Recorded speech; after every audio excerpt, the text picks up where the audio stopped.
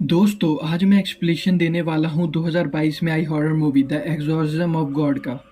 Movie start होती है Mexico में, जहाँ हम देखते हैं डॉक्टर नेल्सन को जो अपनी कार से फादर पीटर के पास जाते हैं और बोलते हैं कहीं आपकी बहुत ज़्यादा ज़रूरत है। फादर डॉक्टर नेल्सन के साथ जाते हैं, जहाँ घर के बाहर ही हम डेमोनिक आवाज़ को महसूस कर सकते हैं। फादर रूम में जाते हैं और देखते हैं जहाँ एक औरत मगाली को इविल ने पोजेस्ट किया हुआ है।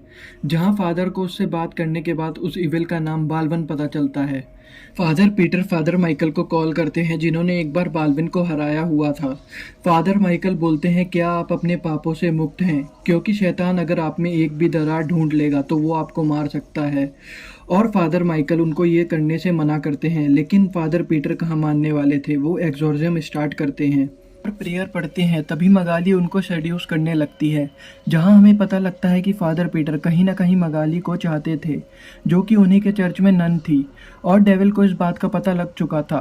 डेविल पीटर को पोजेस्ट कर लेता है और फादर मगाली के साथ इंटीमेट होते हैं। ये सब पास ही में रखे कैमरे में रिकॉर्ड हो रहा होता है और तभी मगाली का शरीर डेविल छोड़ देता है और सबको लगता है कि यहाँ पे सब ठीक हो चुका है और सबको ये भी लगता है कि फादर पीटर एक महान संत हैं।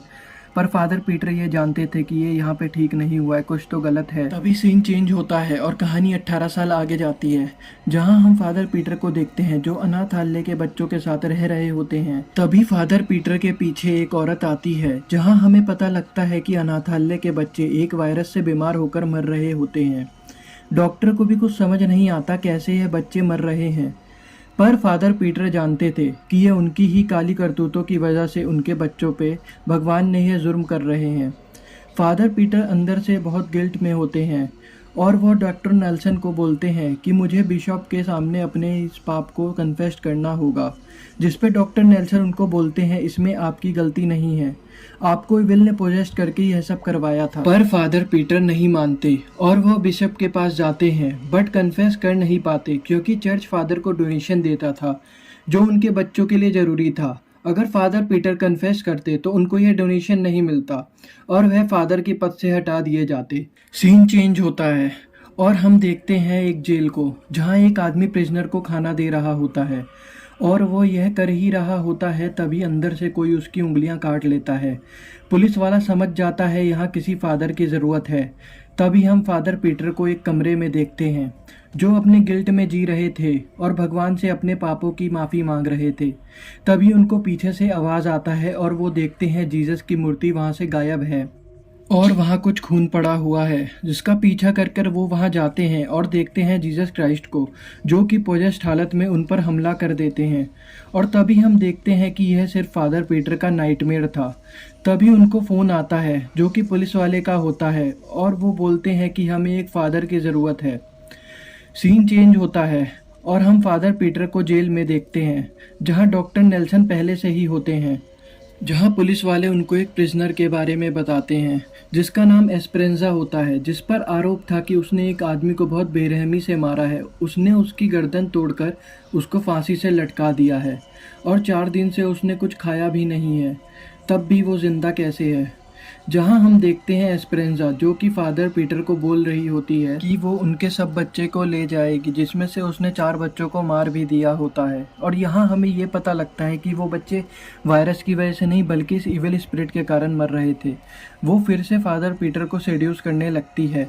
फादर पीटर बाहर आते हैं और हम यहाँ मागली को देखते हैं जिसको मूवी के स्टार्टिंग में इविल ने पोजेस्ट किया होता है। मागली फादर पीटर को बताती है कि एस्पेरेंजा उसकी और फादर पीटर की ही बेटी है। जहां फादर पीटर यह समझ जाते हैं कि उस रात इविल कहीं गया ही नहीं था, बल्कि जब वह मागली के साथ इंटीमेट हुए थे तो वो उनके बच्चे में ही चला गया था। अब फादर पीटर अपनी बेटी को बचाने के लिए उसके एक्सॉर्सिज्म की परमिशन लेने बिशप के पास जाते हैं और बिशप एस्पेरेंजा के एक्सॉर्सिज्म को मान भी जाते हैं और वह फादर माइकल को उनके साथ ले जाने को बोलते हैं, जिन्होंने बालवन को हराया हुआ था। अगले सीन में हम फादर माइकल को देखते हैं जो फादर पीटर के पास आते हैं, जहां फादर पीटर फादर माइकल को कहते हैं आप दुनिया के सबसे बड़े उजागर हैं जिन्होंने बालवन को हरा दिया था। जहां फादर माइकल भी फादर पीटर की तारीफ में कहते हैं आपने भी बालवन को हराया है। जहां फादर पीटर बोलते हैं मैंने उसको कभी हराया ही नहीं था, वो अपने आप ही चला गया था। जिस पे फादर माइकल बोलते हैं बालवन बिना रूल लिए नहीं जाता। क्योंकि उनके हिसाब से बालवन इतना शक्तिशाली था जिसने 2000 साल पहले जीसस क्राइस्ट को भी पोजेस करने की कोशिश की थी, पर वो नाकामयाब रहा था।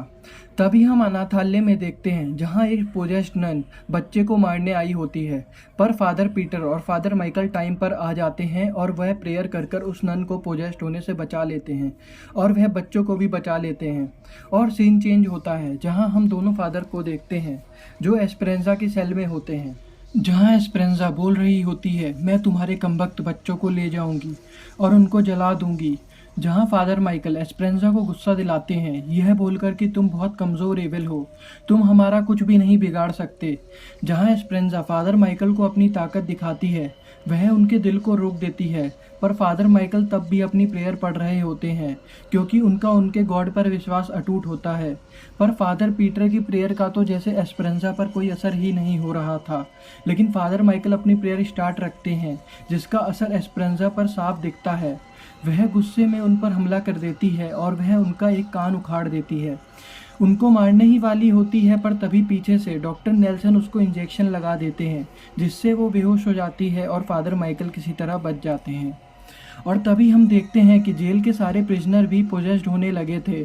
फादर माइकल पुलिस वार्डन को बोलते हैं कि हमें जेल खाली करके एग्जॉर्सिज्म करना पड़ेगा ताकि बालवन किसी को पोजेस्ट ना कर सके, पर रियलिटी में ऐसा पॉसिबल ही नहीं था।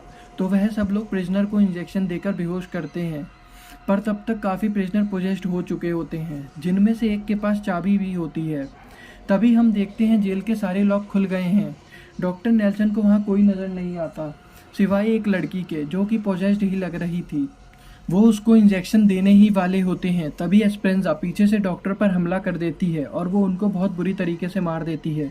उनकी आवाज़ सुनकर फादर पीटर और फादर माइकल वहाँ आते हैं, पर सारे प्रिजनर उन पर हमला कर देते हैं। फादर माइकल अपनी प्रेयर से उन प्रिजनरों से लड़ रहे होते हैं, पर वो अकेले ये सब नहीं लड़ सकते हैं क्योंकि फादर पीटर की प्रेयर का उन पोजेस्ड प्रिजनरों पर कोई असर ही नहीं पड़ रहा होता।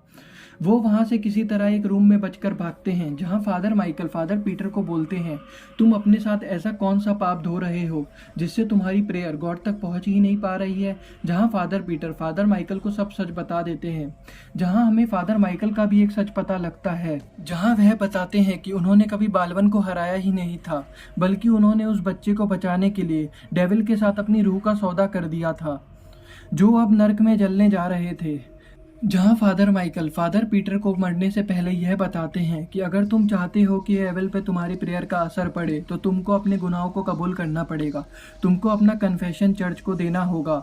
और वह जाते जाते उसको यह भी बोलते हैं कि ईविल के साथ कभी कोई डील मत करना क्योंकि उसकी डील में जीत हमेशा उसी की होती है, और वह मर जाते हैं। तभी हम फादर पीटर को एक रूम में देखते हैं जहाँ वह कैमरे के सामने अपना कन्फेशन रिकॉर्ड करते हैं और वह बिशॉप को भेज देते हैं। और अब हम देखते हैं कि उनकी प्रेयर का असर प्रिजनरों पर पड़ रहा होता है, लेकिन प्रिजनर काफ़ी थे जिसमें से एक प्रिजनर उन पर पीछे से हमला कर देता है और वह बेहोश हो जाते हैं। अगले ही सीन में हम देखते हैं कि फादर पीटर एक चेयर से चेन से बंधे होते हैं, जहां हम देखते हैं फादर पीटर का ही एग्जॉर्सिज्म चल रहा होता है। सारे इविल डेविल प्रेयर पढ़ रहे होते हैं और फादर पीटर के अंदर से उनके भगवान को निकाल रहे होते हैं।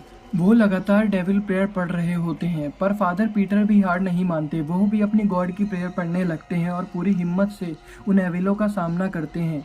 जब एस्पेरेंजा देखती है फादर पीटर स्ट्रांग हो रहे हैं और उनकी डेविल प्रेयर का कोई असर नहीं पड़ रहा है, तो वो उनके बच्चों का विजन उनको दिखाती है ताकि फादर पीटर कमज़ोर हो जाए। जहाँ वो उनके बच्चों को मार रही होती है और वह उनके साथ एक डील ऑफर करती है जिसमें वह बोलती है, आप अपने अंदर से अपने भगवान को निकाल दो और मैं इन बच्चों और आपकी बेटी को मुक्त कर दूंगी। जहाँ फादर पीटर अपने बच्चे और अपनी बेटी को बचाने के लिए उसके साथ डील मान जाते हैं, तभी वहाँ सब ठीक हो जाता है। सारे बच्चे जो बीमार थे वो अचानक से ठीक हो जाते हैं और एस्पेरेंजा भी ठीक हो जाती है। जहाँ सीन फिर चर्च पे शिफ्ट होता है और हम फादर पीटर को देखते हैं जो और बड़े संत बन गए थे और सबको यह लगता है कि उनके अंदर भगवान है, तभी उन्होंने इतने बच्चों की बीमारी ठीक कर दी। पर हम जानते हैं इविल उनके अंदर ही था और हम वहाँ उसी बिशॉप को देखते हैं जिनको फादर पीटर ने अपना कन्फेशन वीडियो भेजा था, पर उन्होंने वह वीडियो डिलीट कर दिया था क्योंकि वह भी बालवन के बहुत बड़े भक्त थे और वह जानते थे बालवन उनके अंदर है जो फादर से कुछ बड़ा करवाना चाहता है। पर हम देखते हैं गॉड ने भी अपना अलग प्लान बना रखा होता है, जहां हम देखते हैं एस्पेरेंजा जिसकी आंखों में चमक होती है। मतलब जब इविल ने उसको छोड़ा था तब गॉड ने उसको अपनी शरण में ले लिया था, और जब वह फादर पीटर की आंखों में देखती है तो इविल अपने आप को कमजोर महसूस करता है और बूम, कहानी यहाँ पे खत्म हो जाती है।